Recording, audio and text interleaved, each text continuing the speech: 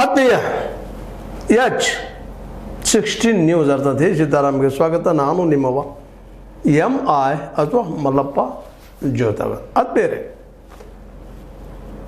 ಈಗ ನಿಮ್ಮ ಹಲವು ಸಹ ಹೇಳಿದ್ದೀನಿ ಮತ್ತು ಹೇಳ್ತಾ ಇರ್ತೀನಿ ಮೇಲೆ ಧರ್ಮಸ್ಥಳದ ಬಗ್ಗೆ ಒಂದಿಷ್ಟು ತಮ್ಮೊಂದಿಗೆ ಚರ್ಚೆ ಮಾಡ್ತಾನೆ ಇರ್ತೀನಿ ಅಂತೇಳಿ. ಕಾರಣ ಇಷ್ಟ, ಸತ್ಯ ಹೊರಗೆ ಬರೋವರೆಗೆ ಇದು ನಿರಂತರ ನಿಮ್ಮೊಂದಿಗೆ ಮಾತುಕತೆ. ಯಾಕಂದರೆ SIT ಮೇಲೆ ಭರವಸೆ ಇಟ್ಕೊಂಡು ಈಗಾಗಲೇ SIT ಕೈಲಿ ಕೊಟ್ಟಿದ್ದೀವಿ, ಮಧ್ಯಂತರ ವರದಿನೂ ಕೊಟ್ಟದ. ಅದ್ರಲ್ಲಿ ಏನದ ಅನ್ನೋದು ಇನ್ನೂ ಗೊತ್ತಾಗ್ತಾ ನಡೆದದು. ಅದರಲ್ಲಿ ಏನೂ ಇಲ್ಲ, ಅದು ಒಂದು ಬೋರ್ಡೇನ ಅನ್ನುವಂಥ ವಾದಗಳು ಕೇಳಿ ಬರ್ತಾ ಇದ್ದಾವೆ.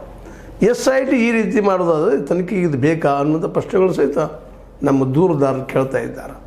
ಯಾಕಂದರೆ ದೂರುದಾರರನ್ನೇ ಅಪರಾಧಿಯನ್ನಾಗಿ ಮಾಡುವಂಥ ಪ್ರಯತ್ನ SITಯಿಂದ ನಡೆದ ಅನ್ನೋದು ಅವ್ರ ಆರೋಪ.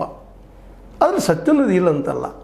ಯಾಕಂದರೆ ಈ ಬುರುಡೆಗಳ ಬಗ್ಗೆ ಅದು ಯಾರ್ದು, ಏನು, ಎಂತು, ಅಲ್ಲಿ ಸಿಕ್ಕಂಥ ಬಂಗಲೆಗುಡ್ಡನಲ್ಲಿ ಸಿಕ್ಕಂಥ ಬುರುಡೆಗಳಿಗೆ ಏನು, ಅಸ್ಥಿಪಂಜರಗಳಿಗೆ ಏನು, ಈ ಯಾರು ಅವು ಎಂತು, ಇದ್ರ ಕಡೆ ಅವರು ರಿಪೋರ್ಟ್ಸ್ ಇರ್ಬೋದು. ಆದರೆ ಈ ಕೋರ್ಟಿಗೆ ಅದು ಸಬ್ಮಿಟ್ ಮಾಡಿದಾರಂತ ತಿಳಿದು ಬರ್ತಾ ಇಲ್ಲ. ಯಾಕಂತಂದರೆ ಅದರ ಕ್ಲಿಯರ್ ಪಿಕ್ಚರ್ ಹೊರಗೆ ಬರ್ತಾ ಇಲ್ಲ. ಈಗೇನೋ ಜಡ್ಜಸ್ ಕೊನೆಗೆ ವಾದಕ್ಕೆ ಒಪ್ಕೊಂಡು ಅದರ ಪೂರ್ಣ ಪ್ರಮಾಣ 4,000 ಎಡಬರ ಸಮೀಪ ಬಂದದ. ಆ ರಿಪೋರ್ಟನ್ನು ನಮ್ಮ ದೂರುದಾರ ಕೈಗೆ ಅಥವಾ ವಕೀಲರ ಕೈಗೆ ಕೊಡುವಂಥ ಒಂದು ಪ್ರಯತ್ನ ನಡೆದ ಅಂತೇಳಿ ಅದಕ್ಕೆ ಕೋರ್ಟು ಒಪ್ಪಿಗೆ ಮುದ್ರೆಯನ್ನು ಸೂಚಿಸಿದಂತೇಳಿ ಕೇಳಿ ಬರ್ತಾಯಿದೆ. ಆದರೆ ಇಲ್ಲಿವರೆಗೆ ಆದಂಥ ಈ ಎಲ್ಲ ಘಟನೆಗಳ ಬಗ್ಗೆ ಸ್ಪಷ್ಟವಾದ ಅಲ್ಲಿ ಅಭಿಪ್ರಾಯ ಇಲ್ಲ.